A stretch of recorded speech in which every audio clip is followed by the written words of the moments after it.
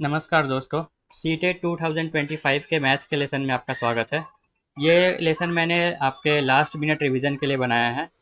तो इस लेसन से आपको क्या होगा, नए नए क्वेश्चंस देखने को मिल सकते हैं। ना भी देखने को मिले तो एटलीस्ट आपका एक रिवीजन होगा। मैं क्या करूँगा, मैं जो क्वेश्चंस कराऊंगा उससे रिलेटेड जो टॉपिक है वो भी आपको थोड़ा थोड़ा एक्सप्लेन करूँगा, ताकि आखिरी मोमेंट में आपका कॉन्सेप्ट एक बार अच्छे से रिवाइज हो जाए। अगर आप वो चीज़ नहीं जानते हैं तो कुछ नया भी आप यहाँ से सीख लें। ओके, तो शुरू करते हैं। तो उससे पहले अगर आपने मेरे चैनल को सब्सक्राइब नहीं किया है तो सब्सक्राइब कर दीजिए, और अगर नहीं भी करना है तो वीडियो को लास्ट तक देखें। अगर आपको कंटेंट अच्छा लगा तो सब्सक्राइब कर दीजिए। ओके, स्क्रीन पे आपको एक प्रश्न दिख रहा होगा। मैंने दोनों लैंग्वेज में लिया है। ज़्यादातर मैं अंग्रेजी में कंफर्टेबल हूँ, लेकिन आपके लिए मैंने हिंदी में भी क्वेश्चन लिया है और मैं कोशिश करूँगा दोनों लैंग्वेज में आपको एक्सप्लेन करूँ। ओके, तो पहला क्वेश्चन देखिए क्या लिखा है।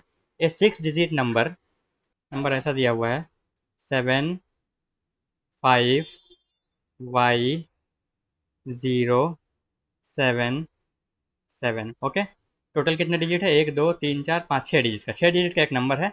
इज डिविजिबल बाई 11, मतलब ये जो नंबर है ये 11 से विभाज्य है। विभाज्य मतलब अगर 11 से इसको मैं डिवाइड करूँगा तो कोई भी रिमाइंडर नहीं बचेगा, मतलब ये पूरा पूरा डिवाइड हो जाएगा। ओके, देन क्या पूछा है, द वैल्यू ऑफ 2y+3, इसका वैल्यू हमें कैलकुलेट करना है। ठीक है, तो यहाँ पे कॉन्सेप्ट क्या लगेगा, यहाँ पे कॉन्सेप्ट लगेगा डिविजिबिलिटी का कॉन्सेप्ट। ठीक है, तो वो कॉन्सेप्ट मैं अभी आज आपको रिवाइज भी कराऊंगा। तो सबसे पहले मैं ये क्वेश्चन सॉल्व करके आपको दिखाता हूँ।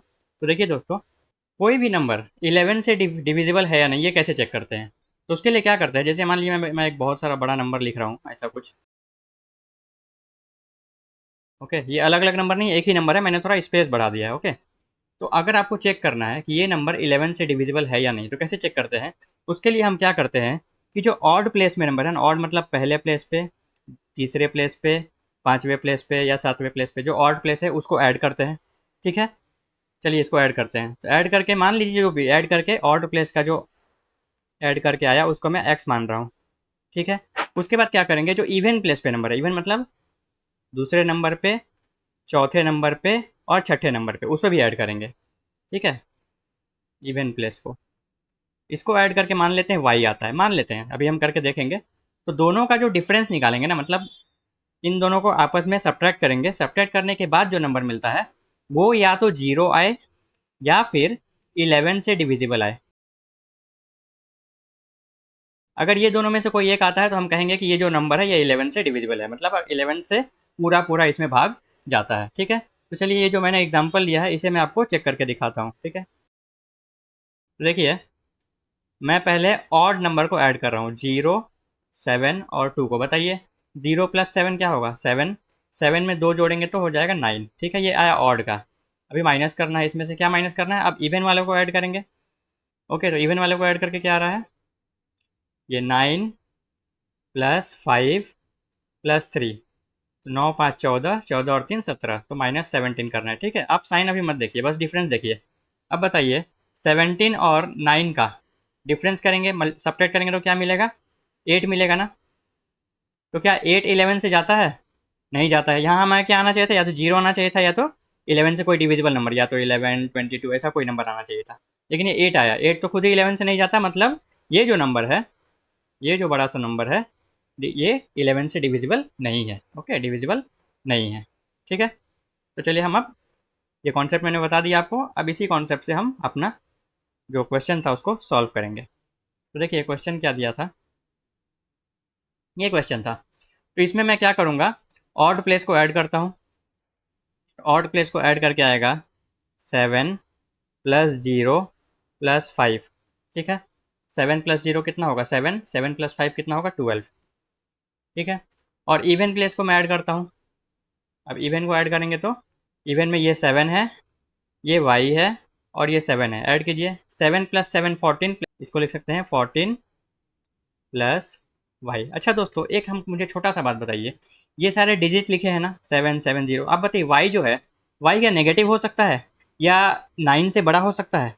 नहीं हो सकता, क्योंकि डिजिट है, सारे एक डिजिट वाले हैं। 7 एक डिजिट है, 7 एक डिजिट है, ये 0 एक डिजिट है, तो वाई भी एक ही डिजिट होगा। वाई का वैल्यू 10 नहीं हो सकता है, और वो पॉजिटिव ही होगा, है ना, क्योंकि ये नंबर है एक।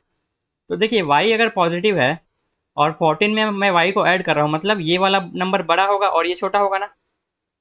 तो दोनों का हमें क्या निकालना है? दोनों का डिफरेंस निकालना है। चलिए लेफ्ट में मैं यहाँ निकाल के दिखाता हूँ। तो डिफरेंस निकालेंगे तो क्या करेंगे, बड़े वाले में से छोटे वाले को घटाएंगे। ओके, 14 प्लस वाई माइनस 12, इसको सॉल्व करेंगे तो कितना आएगा बताइए। 14 में से 12 को घटाएंगे तो आएगा 2, और ये वाई ज्यों का त्यों रहेगा। ओके, अब क्या है, ये ऑड डिजिट का सम और ये इवन डिजिट का सम को सब्ट्रैक्ट करके आ रहा है 2 प्लस वाई। तो इसका वैल्यू मैंने क्या बताया क्या होना चाहिए, या तो ये 0 होना चाहिए या तो 11 से डिविजिबल होना चाहिए। ठीक है, चलिए करते हैं। तो 2 प्लस वाई जो है, ये अगर मैं 0 लेता हूँ तो यहाँ से y का वैल्यू क्या मिल रहा है, यहाँ से y का वैल्यू 2 को अगर मैं राइट साइड लेके जाऊँ तो -2 मिल रहा है। तो लेकिन y तो नेगेटिव नहीं हो सकता है, मतलब 0 नहीं लेना पड़ेगा, कुछ और लेना पड़ेगा। दूसरा क्या ले सकते हैं, 0 नहीं लेंगे तो ये डिविजिबल बाई 11 होना चाहिए, मतलब या 11 भी हो सकता है 22 भी हो सकता है। तो 11 लेके देखते हैं। तो 2 प्लस वाई इक्वल्स टू, अगर 11 लें तो y का वैल्यू आ जाएगा 11 माइनस 2 मतलब 9। देखिए y का एक वैल्यू मिला 9, 9 से बड़ा तो हो ही नहीं सकता है, 9 मिला, तो y का वैल्यू आ गया हमारा 9। अब हमें निकालना क्या था क्वेश्चन में, देखिए 2y प्लस 3 का वैल्यू निकालना था, तो निकालिए। 2y plus 3 equals to 2 into Y का वैल्यू आया 9 प्लस 3। देखिए तो क्या होगा, 2 इंटू 9 18, 18 प्लस 3 21। तो ऑप्शन में 21 कहीं दिख रहा है, ये रहा। ओके, तो इसका करेक्ट आंसर क्या हुआ, 21। ठीक है, चलिए अगले क्वेश्चन की ओर। नहीं, अगले क्वेश्चन से पहले मैं आपको कुछ, मैं बता रहा था कि कॉन्सेप्ट बताने वाला हूँ। देखिए, अभी हमने 11 का डिविजिबिलिटी चेक किया। ठीक है, आप ये मत देखिए कि मैं आपको कितने क्वेश्चन करा रहा हूँ, आप ये देखिए मैं आपको कितने टॉपिक एक्सप्लेन कर रहा हूँ या फिर कितना नया नया चीज़ बता रहा हूँ। तो अभी हम चेक करते हैं डिविजिबिलिटी बाई 2। क्या चेक करेंगे, ठीक है। तो आप मुझे बताइए कि 2 से कौन कौन सा नंबर डिविजिबल है। 2 से डिविजिबल होता है, आप प्लीज़ एक कॉपी और कलम लीजिए, जो जो मैं बता रहा हूँ उसे नोट कर रहे चलिए, आपको बहुत काम आने वाला है। तो 2 से कौन कौन सा नंबर जाता है, एक नंबर जाता है 0, दूसरा जाता है 2, तीसरा जाता है 4, चौथा जाता है 6 और 8। ओके, ये सारे नंबर तो 2 से जाएंगे ही, साथ में वो नंबर भी डिविजिबल होंगे जिसका जो यूनिट प्लेस है, यूनिट प्लेस मतलब पहला डिजिट, ओके, इकाई स्थान पे जो है, यूनिट प्लेस का जो नंबर है वो 2 से डिविजिबल हो। ये आपको पता होगा, बस एक रिवीजन के लिए मैं बता रहा हूँ, डिविजिबल बाई 2। ओके, इसका एग्जांपल देखते हैं चलिए। जैसे देखिए, एक नंबर मैं लिख रहा हूँ 11290, दूसरा नंबर मैं लिख रहा हूँ 725339। ओके, दोनों में से कौन सा नंबर 2 से डिविजिबल है, कौन सा नहीं है, या फिर दोनों है या फिर दोनों नहीं है, ठीक है, आपको बताना है। देखिए, पहला जो नंबर है हमारा, इसका हम क्या करेंगे, यूनिट प्लेस चेक करेंगे। यूनिट प्लेस पे क्या है, 0, 0 2 से जाता है ना, मतलब ये नंबर भी 2 से जाएगा। दूसरा नंबर देखिए, इसका यूनिट प्लेस में क्या है, पहला इकाई स्थान पे 9 है, 9 2 से जाता है, 2 के टेबल में 9 आता है, नहीं आता है, तो ये नंबर भी 2 के टेबल में नहीं है, ये पूरा जो नंबर है ये भी 2 के टेबल में नहीं आएगा। ओके, 2 से डिविजिबिलिटी हमने चेक कर लिया। अगला क्या चेक करेंगे हम, अगला चेक करेंगे 3 से। 3 से कैसे चेक करते हैं, 3 से चेक करते हैं, पहले क्या करेंगे, सारा डिजिट को सम करेंगे। Sum of the digits should be divisible by 3। Okay, मतलब क्या हुआ, जो आपको नंबर गिवन है उसके अंकों को जोड़ेंगे हम, अंकों को जोड़ के जो नंबर मिलेगा, अगर वो 3 के पहाड़े में आता है, मतलब वो तो इन 3 से डिवाइड होता है, तो वो पूरा का पूरा नंबर भी 3 से डिवाइड होगा। एग्जाम्पल देखते हैं, देखिए इसी एग्जाम्पल को देखते हैं, ठीक है, जो मैंने ऊपर अभी लिखा था। अभी हमने 2 से चेक किया था, अब 3 से चेक करेंगे। तो मैंने क्या बताया, अंकों को जोड़ना है, मतलब जोड़िए, 0 में 9 जोड़ेंगे तो 9, 9 प्लस 2 11, 11 प्लस 1 12, 12 और 1 13, इसका आ रहा है 13। ठीक है, अब बताइए क्या 13 3 के टेबल में आता है, नहीं आता है। ओके, मतलब ये नंबर भी 3 से डिवाइड नहीं होगा। ओके, अगला देखते हैं ये। ठीक है, 9 प्लस 3 12, 12 3 15, 15 5 20, 20 और 2 22, 22 और 7 29, 29, ये भी 3 के टेबल में आता है, 29 3 के टेबल में नहीं आता है, 27 आता है और 30 आता है, मतलब ये नंबर भी 3 से डिविजिबल नहीं होगा। ठीक है, अगर यही नंबर, यही नंबर मैं चेंज कर रहा हूँ, यहाँ पे सपोज 4 लिखा होता। अब चेक करते हैं चलिए, 7 plus 2 9, 9 plus 5 14, 14 plus 3 17, 17 plus 4 21, 21 plus 9 30, 30 आ रहा है। देखिए 30 तो जाता है 3 के टेबल में, मतलब ये पूरा नंबर भी 3 के टेबल में जाएगा। अभी समझ आया कि 3 से डिविजिबिलिटी कैसे चेक करते हैं, ऐसे चेक करते हैं। ओके, तो ऐसा क्वेश्चन भी आपको मिल सकता है। 3 से चेक करके आपको बताना है कि आपको 4 नंबर दिए होंगे कि इसमें कौन सा 3 से डिवाइड होता है, ऐसा सिंपल क्वेश्चन भी आ सकता है। ओके, अगला हम चेक करेंगे 4 से। क्या चेक करेंगे? अब 4 से चेक करेंगे। तो 4 से कैसे चेक करते हैं? 4 से चेक करते हैं, प्लीज़ आप नोट बनाते चलिए। Last two digit, last two digit number should be divisible by 4। Okay, Hindi में आखिरी का जो 2 अंकों का नंबर है ना, वो 4 से जाना चाहिए। ओके, तो चलिए देखते हैं इसका मतलब क्या है। जैसे मैं एक नंबर लिख रहा हूँ 79542 ये बहुत बड़ा नंबर है। सबसे पहले आप मुझे ये बताइए, क्या ये नंबर 2 से जाएगा? तो देखिए लास्ट में क्या है, कैसे 2 से कैसे चेक करते हैं? यूनिट प्लेस देखते हैं। यूनिट प्लेस में क्या है? 0। तो 0 2 से जाता है ना, मतलब ये पूरा का पूरा जो नंबर है ये भी 2 से जाएगा। ठीक है, अब 3 से चेक करते हैं। ठीक है, रिवीजन कर रहे हैं। 3 के लिए क्या करते हैं? सारे डिजिट को सम करते हैं। तो सम कीजिए, 7 + 9 16, 16 + 5 21, 21 + 4 25, 25 + 2 27, 27 + 0 27। तो क्या 27 3 से जाता है? 3 के टेबल में 27 आता है ना? ऑफ कोर्स आता है। इसका मतलब ये जो पूरा नंबर है ये 3 से डिवाइड है हो रहा है। ठीक है, 2 से भी हो रहा है और 3 से भी हो रहा है। ओके, अब 4 से चेक करेंगे। 4 से क्या मैंने बताया कि आखिरी का लास्ट 2 डिजिट, आखिरी का जो 2 डिजिट का नंबर है ना, ये 20, 2 डिजिट का नंबर क्या है? 20। अब बताइए, क्या 20 4 के पहाड़े में आता है? क्या 20 4 से डिविजिबल है? तो ऑफ कोर्स है। क्यों? क्योंकि 4 5 जो होता है 20, 4 5 क्या होता है? 20। ठीक है, तो आखिरी का 2 डिजिट अगर 4 से जा रहा है मतलब ये पूरा नंबर 4 से जाएगा। तो ये 4 से भी जा रहा है। ठीक है, 2 से हमने चेक कर लिया, 3 से चेक कर लिया, 4 से भी चेक कर लिया। चलिए 4 का हो गया, अब 5 का देखते हैं। तो 5 से वही नंबर डिविजिबल होता है जिसके, प्लीज़ आप लिखते चलिए, हाँ मैं जो बोल रहा हूँ आप वो लिखते चलिए। देखिए 5 से वो नंबर डिविजिबल है जिसके यूनिट प्लेस में आइदर क्या है, या तो 0 है या तो 5 है। बस इतना ही देखना है। अगर यूनिट प्लेस में 0 है या 5 है तो वो 5 से जाएगा, अगर कोई और नंबर है तो 5 से नहीं जाएगा। ठीक है, देखते हैं ऊपर का नंबर। ये देखिए, ये जो नंबर हमने लिया था इसके यूनिट प्लेस में क्या है? 0, तो ये 5 से जाएगा, ये 5 से जाएगा। ऊपर का देखिए 2 नंबर, ये दोनों को देखिए। इसके यूनिट प्लेस में क्या था? 9 था, तो ये 5 से नहीं जाएगा। इस नंबर के यूनिट प्लेस में क्या है? 0 है, तो ये 5 से जाएगा, ये 5 से जाएगा और ये 5 से डिविजिबल नहीं होगा। ओके, 5 से भी चेक कर लिया हमने। नेक्स्ट है डिविजिबिलिटी बाई 6। तो 6 से कौन सा नंबर जाता है? चलिए देखते हैं। देखिए दोस्तों, 6 से वही नंबर जाता है if A number is divisible by both 2 and 3। ठीक है दोस्तों, इसका मतलब क्या हुआ? प्लीज़ लिखते चलिए। अगर कोई ऐसा नंबर है जो 2 के टेबल में भी आता है और 3 के टेबल में भी आता है, दोनों के टेबल में, ये बोथ लिखा है ना मैंने, बोथ मतलब दोनों।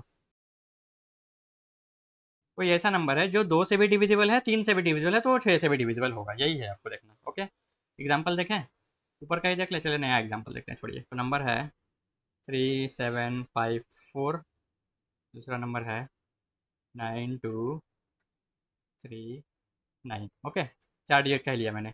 अब बताइए पहला नंबर को देखते हैं, क्या ये 2 से जाता है? ऑफकोर्स 2 से जाता है। क्यों? क्योंकि यूनिट प्लेस में क्या है? 4 है, तो ये 2 से जाता है। ओके, 2 से तो चेक हो गया। अगर ये 3 से भी जा रहा है मतलब वो 6 से भी जाएगा। तो 3 से कैसे चेक करते हैं? क्या मैंने बताया था? डिजिट्स को ऐड करते हैं। तो ऐड कीजिए, 3 + 7 10, 10 + 5 15, 15 + 4 19, 19 आ रहा है। क्या 19 3 से जाता है? 19 3 से नहीं जाता है ना? तो इसका मतलब ये नंबर 2 से जा रहा है लेकिन 3 से नहीं जा रहा है, मतलब 6 से भी नहीं जाएगा। 6 से कब जाता? अगर वो 2 के साथ साथ 3 से भी जाता तो। ओके, चलिए दूसरा चेक करते हैं, ये वाला। इसमें यूनिट प्लेस में क्या है? 9। अगर यूनिट प्लेस में ही 9 है मतलब ये 2 से ही नहीं जा रहा है। जब 2 से नहीं जा रहा है तो 6 से भी नहीं जाएगा, क्योंकि 6 से जाने का कंडीशन क्या है? 2 से भी जाना चाहिए, 3 से भी जाना चाहिए। ये 2 से ही नहीं जा रहा है। ओके, ठीक है, 6 से भी चेक कर लिया हमने। और कुछ बताएं? एक 8 का भी बता दूं आपको। 8 9 और 10 का बताते हैं, फिर आगे चलते हैं। ठीक है, 8 में क्या करते हैं? 4 के लिए हमने क्या किया था? 4 के लिए हमने आखिरी 2 अंकों का नंबर लिया था ना। आखिरी 2 अंकों का नंबर चेक कर रहा था कि वो 4 से जा रहा है नहीं। 8 के लिए हम क्या करते हैं? आखिरी 3 अंकों का लेते हैं। If last 3 digit number is, okay, if last 3 digit number is divisible by 8, ये चेक करते हैं। ठीक है, तो एग्जांपल लेते हैं। देखिए जैसे एक ये नंबर है 7 5 4 9 3 2 6 0, नहीं 0 नहीं 4। ओके, ये इतना बड़ा नंबर है, मुझे चेक करना है कि ये 8 से डिविजिबल है कि नहीं। तो क्या करेंगे, हम आखिरी का 3 डिजिट का नंबर लेंगे 264। 264 को आप 8 से डिवाइड दे के देख लीजिए, अगर वो जा रहा है मतलब ये पूरा नंबर 8 से जाएगा। ठीक है, यही है इसका कॉन्सेप्ट। तो देखिए 8 और यहाँ लिखता हूँ 264, कितना बार में जाएगा डिविजिबल, पहला 3 बार में, 8 तरीके 24, 26 में से 24 सब करेंगे आएगा 2, और यहाँ 4 नीचे उतारे, फिर से जाएगा 8 3 जा 24। देखिए पूरा पूरा चला गया है ना। आखिरी का जो 3 डिजिट नंबर है ये 8 से जाता है, मतलब ये नंबर भी 8 से डिविजिबल है। ओके, ठीक है, 8 का मैंने बता दिया। अब 9 और 10 का देख लेते हैं, फिर चलते हैं। 10 का तो बहुत आसान है, 9 का पहले देख लेते हैं। डिविजिबिलिटी बाई 9, 9 और 3 का सिमिलर है। इसमें क्या करते हैं, इफ सम ऑफ डिजिट, इसमें भी अंकों का सम करते हैं। If sum of digit is divisible by 9। ठीक है, जो डिजिट है उसको सम करेंगे, उसको ऐड करने के बाद जो नंबर आएगा, अगर वो 9 से जा रहा है तो वो पूरा नंबर भी 9 से जाएगा। जैसे 3 में हम चेक करते हैं। ठीक है, एक एग्जांपल ले लेते हैं 92750। चलिए क्या करेंगे, डिजिट को सम करेंगे। 9 + 2 11, 11 + 7 18, 18 + 5 23, 23 + 0 23। क्या 23 9 से जाता है? नहीं जाता है, तो ये नंबर भी 9 से नहीं जाएगा। ओके, चलिए इसी नंबर को मैं चेंज करता हूँ, यहाँ एक 4 डाल दिया। अब चेक कीजिए, 4 + 0 4, 4 + 5 9, 9 + 7 16, 16 + 2 18, 18 + 9 27। क्या 27 9 से जाता है? 9 से जाता है, कितना 3 टाइम्स में। तो अगर ये 27 9 से जा रहा है मतलब ये नंबर भी 9 से डिविजिबल होगा। ओके, 9 का देख लिया, आखिरी 10 का लिख लीजिए आप। 10 का तो आपको पता है क्या होता है, इफ़ यूनिट प्लेस में क्या होना चाहिए, 0। If unit place is 0। ठीक है, 0 है अगर आखिरी नंबर तो वो हो जाएगा आपका 10 से डिविजिबल। जैसे ये 10 से जाएगा, ये 10 से जाएगा, ये 10 से जाएगा, ये भी 10 से जाएगा। क्यों? क्योंकि सारे की यूनिट प्लेस में क्या है, 0 है। ओके, हो गया। चलिए अगला क्वेश्चन देखते हैं, बहुत कर रहे हैं यहाँ हमने। अगला क्वेश्चन पढ़िए दोस्तों, क्या लिखा है, इफ़ x = 4/7, y = -11/15, तो आपको क्या करना है, then the reciprocal of x + y, x + y निकालना है और इसका फिर रेसिप्रोकल निकालना है। रेसिप्रोकल मतलब व्युत्क्रम। व्युत्क्रम क्या होता है, अगर मैं पूछूं आपसे कि 5/4 इसका व्युत्क्रम क्या होगा, तो इसका व्युत्क्रम होता है 4/5। नीचे वाले को ऊपर कर देते हैं, ऊपर वाले को नीचे कर देते हैं। जो अंश में है उसको हर में लिखते हैं, जो हर में है उसको अंश में लिखते हैं। जो न्यूमरेटर है उसको डिनोमिनेटर में लिखते हैं, जो डिनोमिनेटर है उसको न्यूमरेटर में लिखते हैं। वही उसका रेसिप्रोकल होता है, मतलब उलट देते हैं। ठीक है, तो हमें सबसे पहले x + y निकालना होगा। तो चलिए यहाँ मैंने क्वेश्चन लिया है, तो क्या करेंगे, हम सबसे पहले x + y निकालेंगे। तो आप बताइए, x का वैल्यू है 4/7 प्लस y का वैल्यू है -11/15। मैंने ब्रैकेट क्यों दिया दोस्तों, देखिए जब भी दो साइन आपस में भिड़ते हैं ना, तो बीच में एक ब्रैकेट लगाते हैं, बाद में हम ब्रैकेट खोलेंगे। तो ध्यान दिए दोस्तों, जैसे ही मैं ब्रैकेट हटाऊंगा ये प्लस और माइनस आपस में भिड़ने वाले हैं। तो जब दो साइन आपस में भिड़ते हैं तो उनका मल्टीप्लिकेशन होता है। ओके, तो चलिए मैं ब्रैकेट हटा रहा हूँ, ये हो जाएगा 4/7। जैसे ही ब्रैकेट हटाऊंगा प्लस माइनस आपस में भिड़ेंगे, प्लस और माइनस को मल्टीप्लाई करके आता है माइनस, ये हो गया 11/15। ठीक है, मैं थोड़ा स्लो स्लो बता रहा हूँ ताकि आप कॉन्सेप्ट समझे। ओके, ये बस रिवीजन लेसन है क्योंकि एग्जाम आपका क्लोज है। अभी क्या हो करेंगे, हम कैसे सॉल्व करते हैं इसको, जो नीचे है 7 और 15, जो हर में है डिनोमिनेटर में, उसका हम एलसीएम लेते हैं। तो 7 और 15 का एलसीएम आएगा 105। ठीक है, अब क्या करते हैं, देखिए 7 के टेबल में चेक करेंगे 105 कितने बार में आता है, उसी नंबर को 4 से मल्टीप्लाई करेंगे। तो 7 के टेबल में 15 टाइम्स में आता है 105। क्यों? क्योंकि 15 सत्ते होता है 105। ओके, 7 के टेबल में अगर 15 टाइम्स में 105 आता है तो 4 को भी हम क्या करेंगे, 15 से ही मल्टीप्लाई करेंगे। तो बताइए 4 को अगर 15 से मल्टीप्लाई करेंगे तो 60 आएगा कि नहीं आएगा, आएगा ना। ओके, नेक्स्ट क्या करेंगे, बीच में माइनस है तो यहाँ भी बीच में माइनस ही होगा।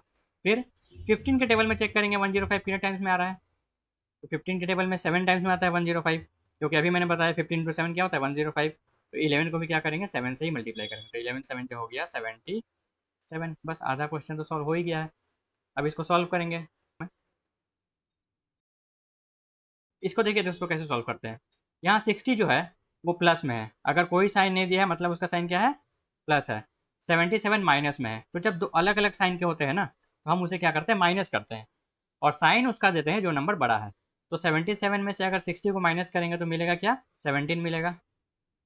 और साइन हम माइनस कर देंगे, क्यों, क्योंकि 77 बड़ा था, तो जो बड़ा है उसका साइन लिखेंगे यहाँ पे, और नीचे है 105। ठीक है, अभी हमारा ये क्या आया, ये x प्लस वाई का वैल्यू आया है। अगर मैं इसका व्युत्क्रम निकालूं मतलब रेसिप्रोकल, तो क्या करते हैं, अभी मैंने बताया इसको उलट देते हैं। ये हो जाएगा 105 बाई -17। ये जो माइनस है ये सामने लिखते हैं हम लोग। तो देखिए ऊपर प्लस है नीचे माइनस है, दोनों को अगर भिड़ाएंगे आपस में तो माइनस मिलेगा, तो माइनस आ जाएगा सामने 105/17। ये आया आंसर। चलिए देखते हैं कौन सा ऑप्शन करेक्ट हुआ। ऑप्शन नंबर 2, ठीक है, ये करेक्ट है। चलिए ये क्वेश्चन देखिए, इसके लिए कुछ कॉन्सेप्ट आपको मैं समझाने वाला हूँ अलजेब्रा का। तो ये क्वेश्चन ऐसा दिया हुआ है, ऐसा एक स्क्वायर ब्रैकेट है, फिर एक स्मॉल ब्रैकेट है, -3/4 पावर में 3, और ये पूरा का पावर 4 ऐसा दिया हुआ है। ठीक है, यहाँ आपको कॉन्सेप्ट अलजेब्रा का सीखना है, तो ध्यान से देखिए दोस्तों। मान लीजिए ऐसा है x to the power a, x का पावर क्या है, a है, और ब्रैकेट देके ऊपर में इसका पावर b है। तो जब ब्रैकेट हटाते हैं ना दोस्तों और दो पावर आपस में भिड़ते हैं तो उनको हम मल्टीप्लाई करते हैं, तो ये हो जाएगा x to the power a into B. याद रहेगा दोस्तों, ठीक है।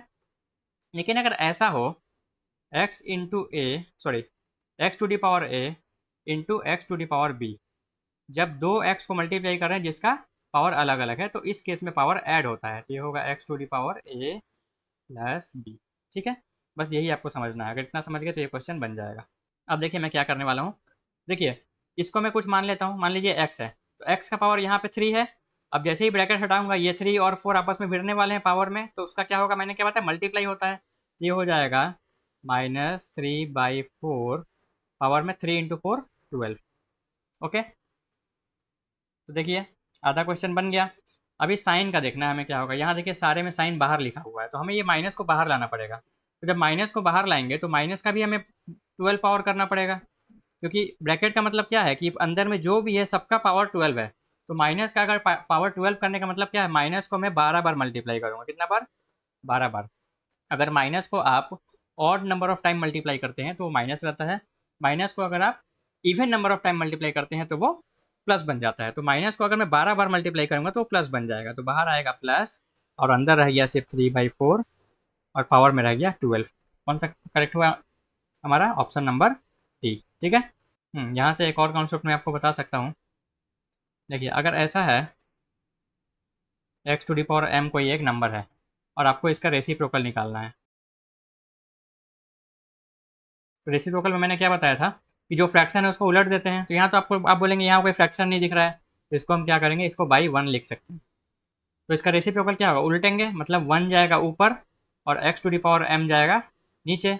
अगर मैं बोलूँ कि नहीं इसको भी मुझे ऊपर ही लिखना है, तो हम इसको क्या करेंगे, तो जब मैं ये पूरे टर्म को ऊपर लेके जाऊंगा ना तो पावर नेगेटिव हो जाता है, तो ये हो जाएगा X to the power -m। याद रहेगा, ये बहुत इंपॉर्टेंट है, आप इसको नोट कर लीजिए, इसको हम ऐसे लिख सकते हैं। चलिए आगे बढ़ते हैं। ये हमारा अगला प्रश्न क्या लिखा है, द वैल्यू ऑफ 1, ये पूरा जो ऊपर दिया हुआ है 1 डिवाइडेड बाई ये 1 डिवाइडेड बाई ये, इसको ऐड करके जो वैल्यू है वो निकालना है। तो सबसे पहले देखिए दोस्तों यहाँ पे एक कॉन्सेप्ट याद रखिए, अगर किसी फ्रैक्शन से हम 1 में डिवाइड देते हैं, मतलब अगर ऐसा है 1 divided by X by Y, तो और कुछ नहीं होता है, एक्स बाई वाई का रेसिप्रोकल आता है, मतलब इसको सॉल्व करेंगे तो क्या आएगा, वाई बाई एक्स आएगा। याद रहेगा इतना आपको, इसको अभी स्टार बना के लिख सकते हैं अपना कॉपी में, लिख सकते हैं ना। बस यही कॉन्सेप्ट अप्लाई करके ये क्वेश्चन हम सॉल्व करने वाले हैं। ठीक है, क्वेश्चन है 1 डिवाइडेड बाई, क्या है पहला नंबर है 2/3। इसको सॉल्व कैसे करते हैं, देखिए यहाँ करके दिखाता हूँ। 2/3 इसको सॉल्व कैसे करते हैं, ये मिश्र भिन्न है, मिश्र भिन्न मतलब मिक्स फ्रैक्शन। इसको सॉल्व कैसे करते हैं, इससे इसमें मल्टीप्लाई करते हैं और इसको ऐड करते हैं, तो ये नीचे 3 ही रहेगा। 3 को 2 से मल्टीप्लाई करेंगे 6, 6 + 2 आ जाएगा 8, तो ये 8/3 आ गया, तो ये आ गया 8/3। ठीक है, बीच में प्लस है तो प्लस दे दिया। फिर है 1 अगेन डिवाइडेड बाई, इसे सॉल्व करते हैं, यहीं पे देखिए 5 × 3 15, 15 में एक जोड़ेंगे तो 16, तो ये हो जाएगा 16 बाई 5, फिर बीच में प्लस है और ये हो जाएगा 1 प्लस, इसे सॉल्व, ये तो सॉल्व नहीं, तो 2/9 लिखा ही हुआ है पहले से। ओके, ये मिक्स फ्रैक्शन में नहीं दिया है, ये आ गया। ठीक है, हाँ तो क्या बताया था मैंने, अगर 1 डिवाइडेड बाई कोई फ्रैक्शन है तो उस फ्रैक्शन का क्या रेसिप्रोकल हो जाता है ना। वैसे यहाँ देखिए 1 डिवाइडेड बाई 8/3 है, तो इसको सॉल्व करके 3/8 आएगा। ठीक है, हमें सॉल्व नहीं करना है, बस ये कॉन्सेप्ट अप्लाई करना है। प्लस यहाँ देखिए 1 डिवाइडेड बाई 16/5 है, तो ये 5/16 हो जाएगा, इसका रेसिप्रोकल, इसका रेसिप्रोकल, है ना। प्लस ये प्लस नहीं, ये डिवाइडेड बाई होगा, मैंने गलत लिखा था। ये 1 डिवाइडेड बाई 2/9 है, तो ये 9/2 हो जाएगा। बस आधा सॉल्व हो गया। अब तो ये फ्रैक्शन का एडिशन है ना, भिन्न का सम, भिन्न का जोड़ कैसे करते हैं, नीचे वाले टर्म का एलसीएम लेते हैं। तो 8, 16 और 2 का अगर हम एलसीएम लेंगे तो आएगा 16। ठीक है, एलसीएम निकालने का भी एक शॉर्टकट होता है, वो उसके लिए मैं एक सेपरेट लेक्चर अपलोड करूँगा, आप प्लीज़ उसे देख लीजिएगा। ठीक है, तो 8, 16 और 2 का एलसीएम होगा 16। फिर क्या मैंने बताया था, चेक करेंगे 8 के टेबल में 16 कितने बार में आता है, 2 टाइम्स में। तो जो 8 के ऊपर है 3, उसको भी 2 से मल्टीप्लाई करेंगे, तो ये हो जाएगा 3 2 या 6, बीच में प्लस है तो प्लस देंगे। 16 के टेबल में 16 आता है 1 टाइम्स में, तो 16 के ऊपर जो 5 है उसको भी 1 से ही मल्टीप्लाई करेंगे, तो 5 1 हो जाएगा 5, प्लस 2 के टेबल में 16 जाता है 8 टाइम्स में, तो 9 को भी 8 से मल्टीप्लाई करेंगे, तो ये हो जाएगा 72। बस अब ऐड कर दीजिए, सारा का साइन प्लस है तो ऐड ही होगा। तो 72 में अगर 6 ऐड करूँगा तो 78 होगा, 78 में 5 ऐड करूँगा तो 83 होगा, 83/16। अब क्या करना है, हमें डेसिमल में आंसर निकालना है, तो चलिए डेसिमल में निकालते हैं। क्या आया था हमारा, 83 डिवाइडेड बाई 16। चलिए 16 से हम 83 में डिवाइड देते हैं, कितने बार में जाएगा, 16 पचे 80, 16 5 जा 80, कितना बचा 3 बचा। अब तो डिवाइड जाएगा नहीं तो डेसिमल लेना पड़ेगा, ये आ गया 0।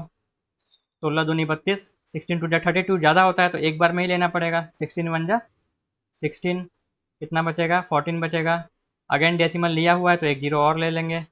16 के टेबल में 140 या उससे कम लाना है, कितने बार में आता है, 16 8 होता है 128, इसको माइनस करके मैं यहाँ लिख रहा हूँ। 140 में से अगर 128 को माइनस करेंगे तो कितना बचेगा, अगेन 12 बचेगा। ठीक है, फिर डेसिमल था ही, एक और जीरो ले लिए, फिर कितने बार में जाएगा, 7 टाइम्स में, 16 सत्ते 112, 8 बच गया। अब तो पूरा चला जाएगा, देखिए 8 बच गया, तो डेसिमल के लिए फिर से जीरो लेंगे, तो 16 पचे 80, 16 5 जा 80, चला गया। तो क्या है 5.1875। ठीक है, 5.1875 ये वाला, तो ऑप्शन नंबर बी करेक्ट है। ठीक है, चलिए अगले क्वेश्चन की ओर चलते हैं। चलिए अगला ये क्वेश्चन देखते हैं, क्या लिखा है, if the coefficient of X Y and X Y in the sum of the expression, ये तीन एक्सप्रेशन दिया हुआ है, तीनों का हमें सम निकालना है, सम मतलब योग निकालना है। उसके बाद क्या करना है, जो coefficient of X Y, coefficient का मतलब क्या होता है, गुणांक। ओके, तो क्या करेंगे, ये और ये और ये जो तीन एक्सप्रेशन दिए हैं तीनों को सम करेंगे। सम करेंगे तो x का कुछ गुणांक आएगा, y का कुछ गुणांक आएगा और एक्स वाई का कुछ गुणांक आएगा। उसका वैल्यू क्या दिया हुआ है, उसका वैल्यू p q और r दिया हुआ है क्रमशः। क्रमशः का मतलब जो x का गुणांक होगा वो p होगा, जो y का गुणांक होगा वो q होगा और जो एक्स वाई का गुणांक होगा वो r होगा। ओके, तो हमें क्या निकालना है, p plus Q minus r का वैल्यू निकालना है। चलिए निकालते हैं। ठीक है, तो सबसे पहले क्या करेंगे, इन तीनों को हमें ऐड करना है, तो लिखते हैं 5x minus 7y plus 2 plus 3y minus 4x plus 2xy plus 2x minus 3xy minus 5। ठीक है, देखिए इसे जोड़ने का दो तरीका होता है, मैं दोनों आपको सिखाने वाला हूँ। क्यों दोनों सिखाने वाला हूँ, क्योंकि मेरा ये वीडियो बनाने का मकसद आपका रिवीजन करवाना है, ना कि आपको ज़्यादा से ज़्यादा क्वेश्चन कराना है। ठीक है, दोनों तरीका से करेंगे। पहला क्या है कि हम ब्रैकेट को खोल देंगे और डायरेक्ट ऐड करेंगे। ओके, जो लाइक टर्म है, मतलब जो एक जैसे हैं। सबसे पहले मैं ब्रैकेट खोलता हूँ, 5x minus 7y plus 2 plus, bracket हटाऊंगा तो ये हो जाएगा 3y minus 4x plus 2xy, फिर ये वाला ब्रैकेट जब हटाऊंगा तो ये हो जाएगा plus 2x minus 3xy minus 5। Okay, एक चीज़ याद रखिए दोस्तों, जब ब्रैकेट के बाहर प्लस होता है ना, जब ब्रैकेट खोलते हैं तो अंदर किसी का साइन चेंज नहीं होता है, सब सेम रहता है। लेकिन अगर यही ब्रैकेट के बाहर माइनस होता और तब मैं ब्रैकेट हटाता तो सारा साइन चेंज हो जाता है, ये याद रखिएगा आप। ठीक है, अब क्या करेंगे, अब जो लाइक टर्म है उसे ढूंढते हैं, लाइक मतलब एक जैसे, तो एक्स वाला टर्म देखिए एक यहाँ है, दूसरा यहाँ है, तीसरा यहाँ है। क्या करेंगे, जो सेम साइन का है उसको ऐड करते हैं और अलग अलग साइन वाले को सब्ट्रैक्ट करते हैं। तो देखिए 5 और 2x, 5 और 2x का साइन क्या है, प्लस है ना, दोनों को ऐड करेंगे तो 5 और 2x को ऐड करेंगे तो आ जाएगा 7x। ओके, तो 7x और यहाँ एक -4x है, जब दोनों का साइन अलग है तो माइनस करेंगे, तो 5x + 2x 7x हुआ। 7x में से अगर मैं 4x को माइनस करूंगा तो 3x आएगा। साइन किसका देंगे, साइन बड़े वाले का देंगे, 7x का साइन देंगे, ठीक है, याद रहेगा। मैं करके यहाँ दिखाता हूँ। जब मैंने 5x और 2x को ऐड किया तो ये आया +7x, है ना, क्योंकि दोनों प्लस था। दूसरा एक था -4x, तो जब दोनों का साइन अलग होता है तो क्या माइनस करते हैं, तो ये होगा 3x। साइन किसका देते हैं, जो बड़ा हो, ये बड़ा है तो इसका साइन प्लस, तो यहाँ मैंने प्लस दिया, ठीक है। तो किसका किसका काम हो गया, जिसका किसका काम हो गया उसको मैं सर्कल कर दूँ। ये कर लिया हमने, ये भी कर लिया हमने, ये भी कर लिया, बस आपको समझाने के लिए मैं ऐसा कर रहा हूँ। एग्ज़ाम में आपको इतना सर्कल नहीं करना है, मुझे पता है ये सब आप कर सकते हैं, ठीक है। अब y वाला देखिए, -7y +3y, और कोई है, और कोई नहीं है। तो देखिए माइनस, ये 7y का साइन माइनस है, 3y का साइन प्लस है, दोनों का साइन अलग है तो हम माइनस करेंगे, है ना। तो 7y में से अगर 3y माइनस करेंगे तो 4y आएगा। साइन किसका देंगे हम, जो बड़ा है, दोनों में से बड़ा कौन था, 7y, तो 7y का साइन माइनस है तो माइनस देंगे, ठीक है। अब क्या बच गया, ये दोनों भी हो गया, अब बच गया एक्स वाई वाला टर्म देखिए, 2xy -3xy, दोनों का साइन अगेन अलग है, इसका साइन प्लस है, इसका साइन माइनस है, तो फिर से सब्ट्रैक्ट करेंगे, 3 में से 2 जाएगा 1, यहाँ सिर्फ एक्स वाई बचेगा। साइन किसका देंगे, 3 बड़ा है मतलब माइनस साइन देंगे, ठीक है। आगे भी और है, देखिए 2 और 5 भी बचा है, इसको करने की जरूरत नहीं है, लेकिन चलिए फिर भी मैं कर देता हूँ। क्यों जरूरत नहीं, क्योंकि हमें बस इसके गुणांक चाहिए थे, है ना, लेकिन फिर भी कर देते हैं। चलिए ये 2 है और ये -5 है, तो इसको सॉल्व करके आएगा -3, ठीक है। तो ये हमारा फाइनल एक्सप्रेशन मिला जो कि तीनों को ऐड करके आया। अब क्या क्वेश्चन में बोला था, तो क्वेश्चन में क्या कहा था, x का, y का और xy का जो गुणांक है वो क्रमशः क्या है, p, q और r। क्रमशः का मतलब लाइन से, जो x है उसका गुणांक होगा q, जो y है उसका गुणांक होगा q, और जो xy है उसका r होगा। चलिए देखते हैं गुणांक क्या है। बताइए x का गुणांक क्या है, यहाँ पे +3 है ना, तो p का वैल्यू हो गया +3। साइन बहुत इंपॉर्टेंट है दोस्तों, ठीक है। फिर बताइए y का गुणांक क्या है, y का गुणांक है -4, तो q इक्वल टू हो गया -4। और एक्स वाई का गुणांक क्या है, अगर यहाँ नंबर कोई नहीं है तो 1 लेते हैं, तो ये होगा -1, तो आर का वैल्यू है -1। निकालना क्या था हमें, हमें निकालना था p + q - r। चलिए निकाल लेते हैं, p + q - r, तो p का वैल्यू है 3 प्लस q का वैल्यू है -4। आपको बताना नहीं पड़ेगा मुझे क्यों मैंने ब्रैकेट के अंदर लिखा है, शुरू में ही मैंने एक्सप्लेन किया, ठीक है। -r, तो माइनस r का वैल्यू है -1। क्या बताया था मैंने, जब दो साइन आपस में भिड़ते हैं तो हम ब्रैकेट का यूज़ करते हैं, बाद में ब्रैकेट हटाते हैं, ओके। तो ब्रैकेट जब हटाएंगे तो क्या होगा, देखिए ये प्लस और माइनस आपस में भिड़ रहे हैं, दोनों को मल्टीप्लाई करेंगे तो प्लस और माइनस को मल्टीप्लाई करके होता है -4। जब ये ब्रैकेट में हटाऊंगा तो ये दोनों आपस में भिड़ेंगे, माइनस और माइनस को मल्टीप्लाई करके हो जाता है +1। आंसर क्या आ गया, 3 + 1 4, 4 - 4 0, 4 - 4 0, ठीक है। ये तो बेसिक एडिशन सब्ट्रैक्शन है। तो कौन सा ऑप्शन करेक्ट होगा, ऑप्शन बी, ओके। कौन सा करेक्ट है यहाँ पे, ऑप्शन बी, ठीक है दोस्तों। ये सॉरी दोस्तों, मैं आपको दो तरीका समझाने वाला था इसको ऐड करने का, मैं भूल गया था। चलिए अभी करके दिखा देता हूँ। देखिए ये सब मैं इरेज कर रहा हूँ जिसका काम खत्म है। तो देखिए ऐड करने का एक और तरीका क्या होता है, हम जैसे बचपन में ऐड करते थे ना, ऐसे 42 + 76 + 94 को उस तरीका से करेंगे, ठीक है। चलिए करके दिखाता हूँ। तो पहला टर्म है 5x - 7y + 2, ठीक है। पहला टर्म को तो आपको जैसे यूँ कहते हो लिख देना है। दूसरा टर्म जब हम लिखेंगे ये वाला या ये तीसरा टर्म, तो क्या करेंगे, जो एक जैसे टर्म है उसको नीचे रखेंगे और जो अलग टर्म है उसको बाहर रखेंगे, ठीक है। देखिए ये 3y है ना, 3y इसके टाइप का है तो इसके नीचे आ जाएगा 3y। फिर -4x वो इस टाइप का है तो ये -4x यहाँ आ जाएगा, ठीक है। और ये 2xy ये अलग है तो इसको मैं बाहर रख रहा हूँ, 2xy, ठीक है। तीसरा टर्म देखिए, तीसरा टर्म देखिए 2x - 3xy - 5, तो 2x कौन सा जाति का है, ये जाति का है, ओके। -3xy ये अलग है, ये है ना यहाँ पे था, ये 2xy वाला हमें मुझे बाहर लिखना था 2xy, और ये 3xy इसके नीचे आ जाएगा -3xy, ये दोनों एक टाइप के हो गए। और एक कौन सा बच गया, -5, -5 इसके ग्रुप का है, कांस्टेंट नंबर। बस हो गया, अब हमें ऐड करना है। तो ऐड करने के लिए नीचे एक लाइन ड्रॉ कर दीजिए। अब वही देखिए, अलजेब्रा में होता क्या है, कहते हैं हम ऐड कर रहे हैं लेकिन सब्ट्रैक्ट भी करना पड़ता है, वो डिपेंड करता है साइन पे। तो सेम साइन वाले को ऐड करते हैं और डिफरेंट साइन वाले को सब्ट्रैक्ट करते हैं। तो देखिए 5x और 2x दोनों का साइन सेम है प्लस, तो दोनों को ऐड करेंगे तो ऐड करके आएगा 7x। अब 7x और -4x साइन अलग है तो सब्ट्रैक्ट करेंगे, तो 7x में से अगर 4x को माइनस करूंगा तो आएगा 3x। साइन देंगे जो बड़ा है वो 7x बड़ा है तो इसका साइन प्लस है तो ये भी प्लस होगा। ओके, फिर ये देखिए -7y प्लस 3y है ना, इसका साइन माइनस है इसका साइन प्लस है तो फिर से माइनस करेंगे, 7 में से 3 जाएगा 4y आएगा। साइन किसका देंगे 7y का क्योंकि ये बड़ा है तो माइनस आएगा साइन। फिर 5 और 3 ये भी सब्ट्रैक्ट होगा, साइन अलग अलग है, एक का साइन प्लस एक का माइनस है। 5 में से 2 जाएगा 3, साइन देंगे 5 का क्योंकि वो ये दोनों देखिए इनका भी साइन अलग है, सब्ट्रैक्ट करेंगे 3 में से 2 जाएगा 1 तो सिर्फ एक्स वाई बचेगा। साइन किसका देंगे माइनस का क्योंकि ये बड़ा है। बस देखिए हो गया, ठीक है। ये दूसरा तरीका था। चलिए ये क्वेश्चन देखिए, ये भी बहुत अच्छा क्वेश्चन है। यहाँ भी मैं एक आपको फॉर्मूला बताने वाला हूँ जो आपको एग्जाम में काम आ सकता है। क्या क्वेश्चन लिखा है, number of vertices faces and edges of a polyhedron are respectively 10x and 15। ठीक है, तो सबसे पहले आप बताइए वर्टिसेस का मतलब क्या है, शीर्ष, फेसेस मतलब फलक, और एज मतलब किनारा। तो ध्यान से देखिए, अगर मैं बोलूँ एक त्रिभुज है तो इसमें टोटल शीर्ष कितने हैं, ये शीर्ष है 1 2 3, जो पॉइंट होता है जिसको हम ऐड करके लाइन बनाए, ये 3 पॉइंट है, इस तीनों पॉइंट को ऐड करके हमने लाइन बनाया है ना, तो जिस वो पॉइंट को हम शीर्ष कहते हैं। ठीक है, उसके बाद फेस क्या होता है, फेस होता है फलक।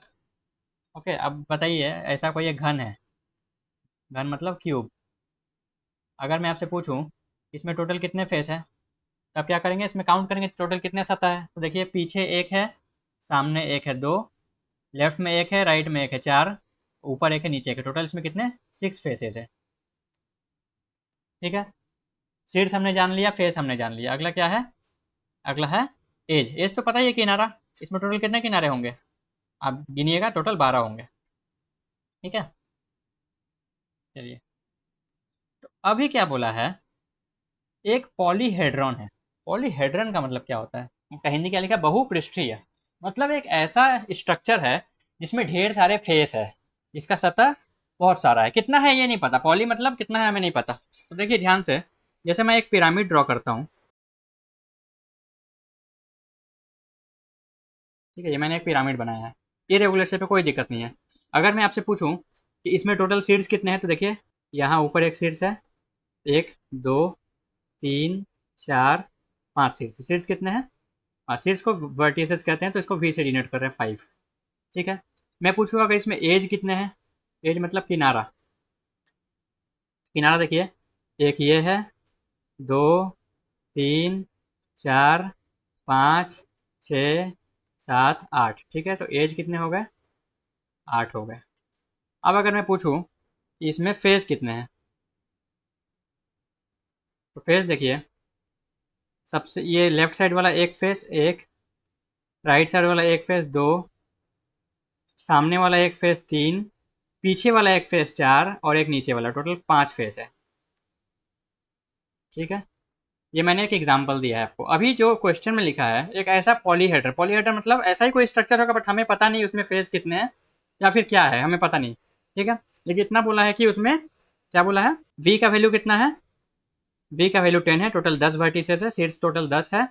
एफ का वैल्यू कितना है, फेसेस टोटल कितना बोला है, एक्स है, और एज ई का वैल्यू कितना बोला है, 15 है। ठीक है, बस इतना हमें इन्फॉर्मेशन दिया हुआ है। तो अभी हमें क्या करना है, एक्स इसका वैल्यू 3x माइनस 8 का वैल्यू चाहिए, तो 3x माइनस 8 का वैल्यू तभी निकाल पाएंगे जब हम x का वैल्यू निकाल पाएंगे। ओके, तो एक फॉर्मूला आप लिख लीजिए, बहुत इंपॉर्टेंट है। ठीक है, for a polyhedron, for a polyhedron v minus E plus F, ये इक्वल टू 2 आता है, एकदम ये लिख लीजिए।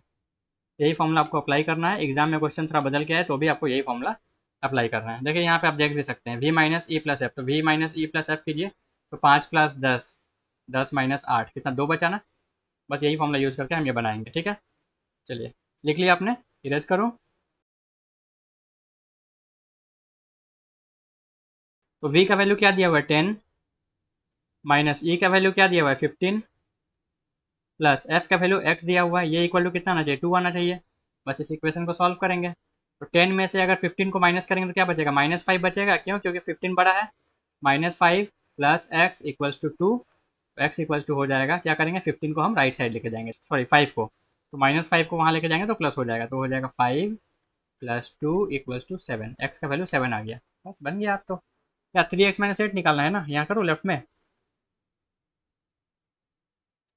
एक्स का वैल्यू है 7, 3 इंटू 7 -8, 3 7 से होगा 21, -8 तो आएगा आंसर 13।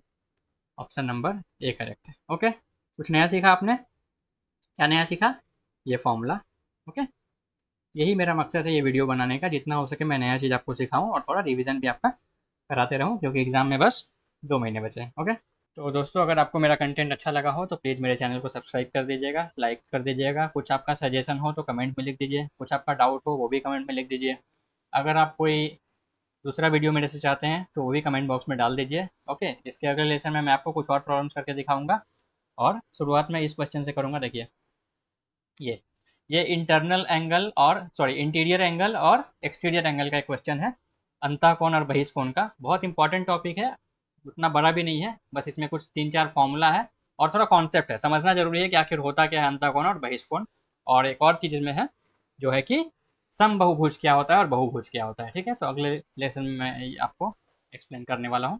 तब तक के लिए जय हिंद, मिलते हैं अगले लेसन में।